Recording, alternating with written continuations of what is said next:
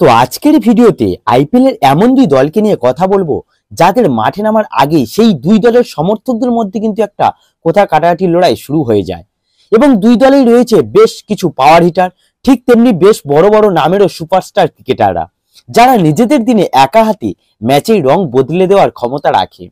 তো সেই দুই দল হলো কেকেআর এবং আরসিবি। তো এই দুই দল একে অপরের বিরুদ্ধে মাঠে নামা মানেই কিন্তু ধামাকা, সেয়ানে সেয়ানে লড়াই কিন্তু আমরা দেখতে পাই প্রত্যেকটি ম্যাচেই। কিন্তু এবার লড়াইয়ে কারা জিতবে, বিরাট কোহলি নাকি আন্দ্রে রাসেল, সূর্যনারায়ণের ঘূর্ণি নাকি জস হাজারল্যান্ডের পেস, জানতে হলে আজকের এই ভিডিওটি কিন্তু একদমই মিস করা যাবে না, শেষ পর্যন্ত দেখুন, কারণ আজকের আমরা দুই দলকে নিয়ে একটু কম্পারিজন করব। তো বন্ধুরা চলুন ভিডিওটি শুরু করা যাক। তবে তার আগে আপনি যদি কেকেআর কে মন থেকে ভালোবেসে থাকেন তাহলে অবশ্যই কমেন্টে আমি কেকেআর লিখবেন, এবং যদি আরসিবি কে ভালোবাসেন তাহলে কমেন্টে আরসিবি লিখে দিন।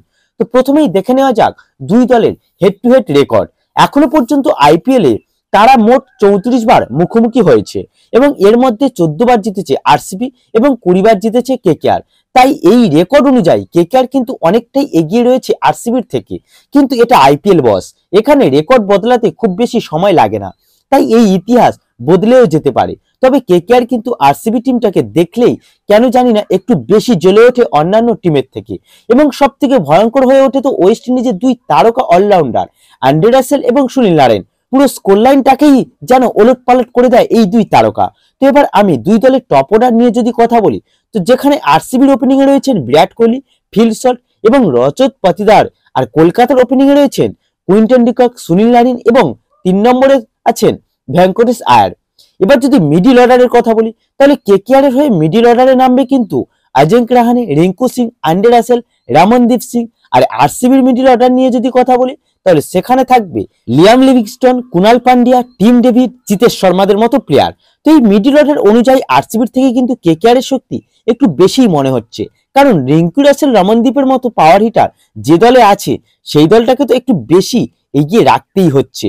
তো এরপর যদি আমরা দুই দলের বোলিং নিয়ে কথা বলি তাহলে আরসিবি দলে রয়েছেন ভুবনেশ্বর কুমার, জস হাজেলউড, ইয়াশ দয়াল এবং সুয়েশ শর্মা। আর কেকেআর দলে রয়েছেন হর্ষিত রানা, স্পেন্সার জনসন, বরুণ চক্রবর্তী এবং বৈভব আরোরা বা উমরান মালিক। তো এখানেই কিন্তু আরসিবির পাল্লা একটু ভারী দেখাচ্ছে, কারণ আরসিবি দলে রয়েছেন আইপিএল এক্সপেরিয়েন্স ভুবনেশ্বর কুমার, হাজেলউড এই ধরনের কিছু নামি বোলার, কিন্তু কেকেআর দলে তেমন নামজাদা বোলার নেই। তবে এরাই কিন্তু এই সিজনে কেকেআর এর হয়ে আইপিএল কাঁপাবে, এটা আমার পূর্ণ বিশ্বাস। এছাড়া কেকেআর এর কাছে বিশ্বমানের দুই স্পিনার রয়েছে, সুনীল নারিন ও বরুণ চক্রবর্তী, যাদের খেলা কিন্তু খুবই কঠিন। তাই সব দিক থেকে আরসিবি দলটার থেকে কেকেআর দলটা অনেক বেশি শক্তিশালী দেখাচ্ছে।